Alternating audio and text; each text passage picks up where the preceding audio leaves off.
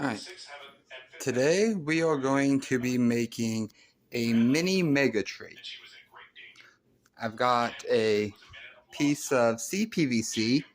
This is a 2-inch piece of scrap that someone was throwing away. You can probably get a 10-foot piece for, I want to say about $10. Cut it in half to 2 5-ones. You can actually make 2 of these with that. Or just check your local listings for people getting rid of scrap piping. You don't have to use 2-inch. You can use a 1-inch, use 1.5-inch, 3-inch, whichever one you prefer. I wouldn't go with the 1/2-inch or 1/4-inch because of how thin it is. You might end up with some bending when you're making the tree. But this whole project should cost probably $30 to $40 if you have to buy everything. Now, I've wiped this pole down to try to get as much of the stuff off as I can. The first thing we're going to do is drill 16 holes in the top here. So we'll be back in a moment for that. Okay, we've got the 16 holes drilled for the lights. Now comes the part where you can either add cost to it, cut cost, make it your own. I'm using 16 strands of these dollar store lights to make the tree, and this ring also came from the Dollar Tree.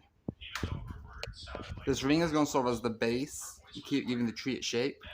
Now, you can use a hula hoop if you want to make the base wider. You can go to Walmart and buy the 50 count strings that'll give you a longer run. This right here is only going to go down about 2 feet. So it's only about 2 feet of light of tree. I'm doing this because I'm putting this between my two 10-foot trees. So a smaller tree will be fine. But just keep that in mind. What we're going to do is use zip ties. I buy these zip ties at the Dollar Tree. Feed them through the hole and through the last bulb. Now, depending on the lights you use, your final bulb might be different, but I recommend running the zip tie through the wire of the final bulb. If you have one with a male plug or female plug on the end, I wouldn't run it through the plug, just to make sure you get like an even coating for the lights. We'll be back when that is done.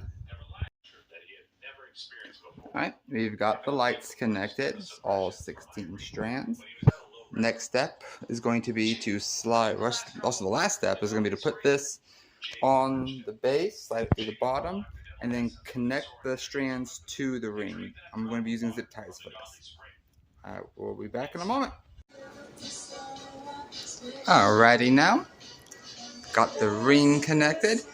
Now I put this pole in an old little bucket that I had, and I thought it would jolt to support it. You could use a Christmas tree stand. Really, depending on what you want to do, this is probably the best way just to get it to stand up, because that bucket now weighs about 40 pounds. So it's going to be kind of difficult for this thing to fall over.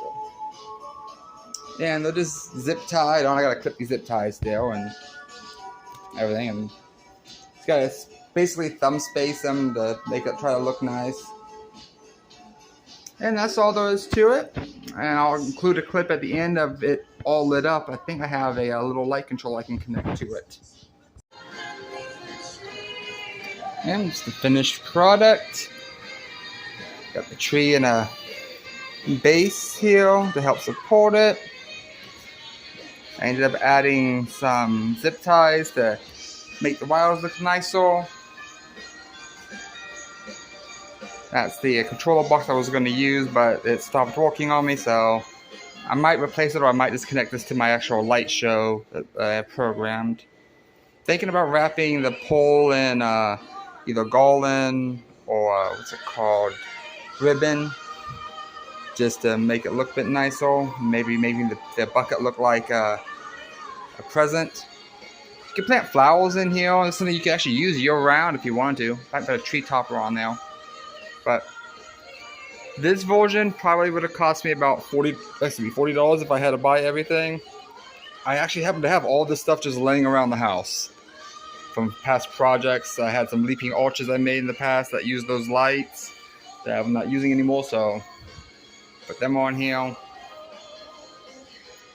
So, I hope y'all enjoyed. See y'all next time.